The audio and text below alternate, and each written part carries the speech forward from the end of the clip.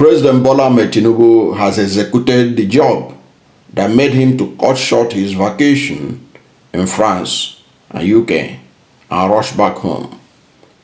That is lifting the state of emergency in River State. And of course, this lifting of the state of emergency is because himself and the Minister of the Federal Capital Territory, Abuja, they have achieved what they wanted, which is to capture River State structure. And they have done that successfully. But even at that,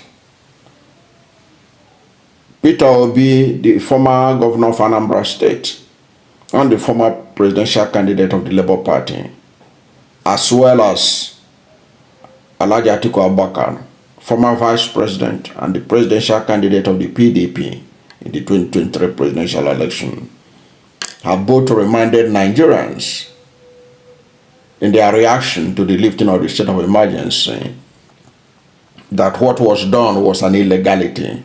It was wrong. It was needless.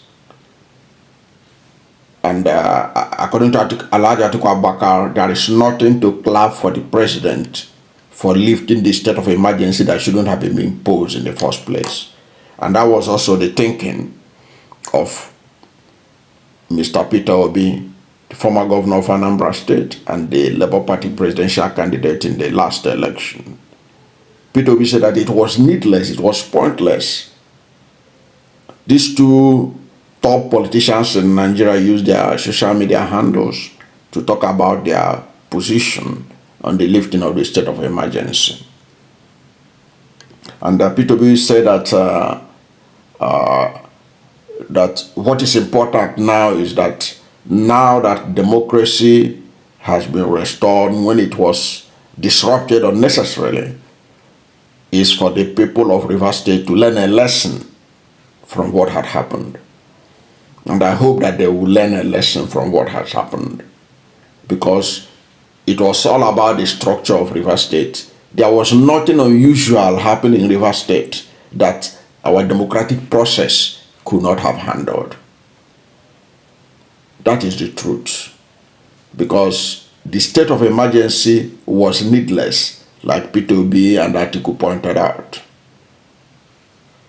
In fact, if there were places that needed state of emergency, it would have been some states in the northeast and northwest that are being terrorized by bandits and banditry. But like I said, from my observation, the only main reason, the only reasonable reason that could have warranted the state of emergency was because of 2027 election and the need to capture the structure of River State and took it away from Governor Siminalayi Fubara. You know that before the October election, local government election in River State, Mr. Wike, former governor of River State, now Minister of the Federal Capital Territory, Abuja, keep on boasting about that he is the owner of the structure in the state and that Fubara cannot take that structure from him. But when Fubara deftly took that structure from him by conducting local government election in which his own people won all the local government seats, that was the end of the so-called structure or political structure of Wike in River State. And the fight back, Wike fought mercilessly to regain that structure back. And it was in that process that state of emergency was declared. The state of emergency was declared because that party structure was important to Wike and it was important to the president. Don't forget that according to the BBC and Premium Times computation of River State result, it was Peter Obi of the Labour Party that won River State in the last election. But INEC gave it to Tinubu. Okay? And there are several videos going viral on of people saying how they turned the vote against Peter Obi. Okay? They are there on social media and all that. So Rivers is important to them, especially as they can't guarantee Kano in the coming election. And they can't even guarantee Lagos. So they needed to have that river states that they had in the last election. That was why they have to fight Fubara until the Supreme Court declared that election, the local government election in River State, null and void. And that was the opening for them. Because once the Supreme Court declared it like that, they took advantage of the whole thing, and then all kinds of things happening in the state, but not something that couldn't be managed. River State was not the first state where there was problem between the lawmakers and the governor, and eventually it will be resolved using the legal process, using the courts and all that. Even Peter Obi himself had been a victim of fight between executive and the legislature. But Peter Obi did not seek self-help. He followed the due process. So after that Supreme Court judgment, it was now clear that they will not allow Fubara to conduct fresh election, because what the Supreme Court did was to cancel the October 2024 election and say River State must conduct fresh election. And Fubara was preparing to conduct fresh election. He had already appointed the caretaker, he had appointed chairman of the River State Independent Electoral Commission, appointed the members and all that, and was gearing up to conduct the election. They declared state of emergency and remove him from office and the state lawmakers.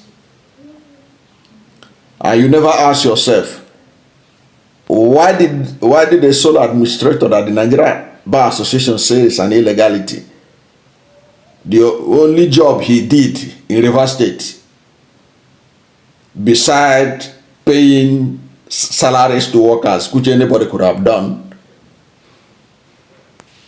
was to conduct the local government election?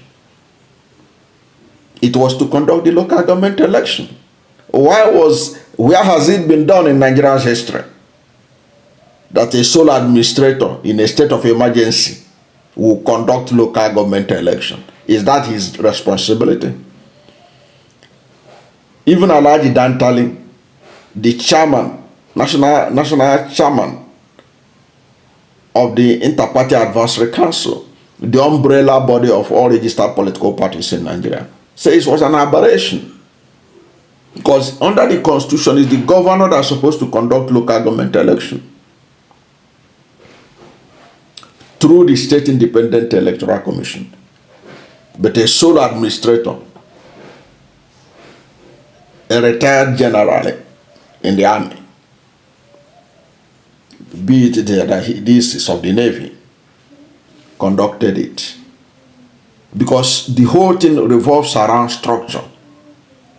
When Obasanjo declared state of emergency in Plateau State, did he conduct local government? Did the sole administrator he put there, did he conduct local government election? Did he involve himself in setting democratic structure? That's why it's laughable. When Vice Admiral Ebas, as he was leaving, he said he has restored democracy. Democracy was disrupted. He didn't restore nothing.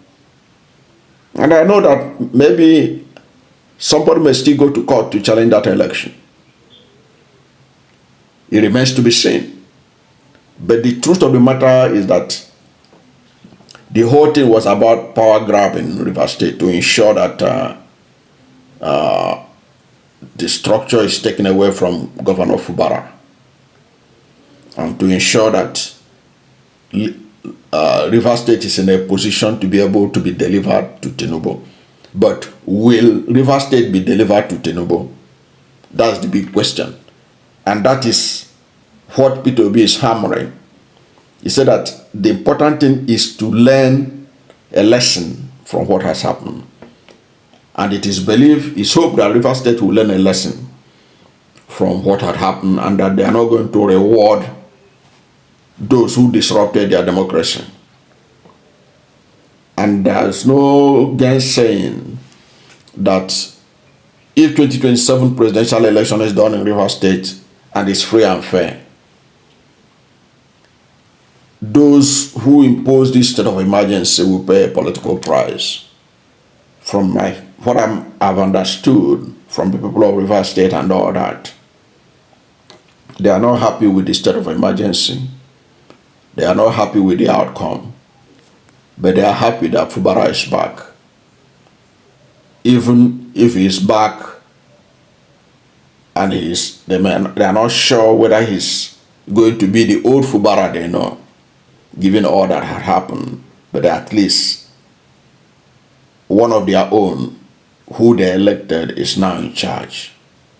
But those who grab the structure, can they be able to deliver it in a free and fair election to Tinubu? That is the million-dollar question that will be answered. But from what I have understood from the comments from people from that area, President Bola Ahmed Tinubu will pay a political price for this state of emergency in 2027. I don't know what you think about the president restoration of democracy in River State, when many believe that it was wrong ab initio to suspend a duly elected governor and State House of Assembly.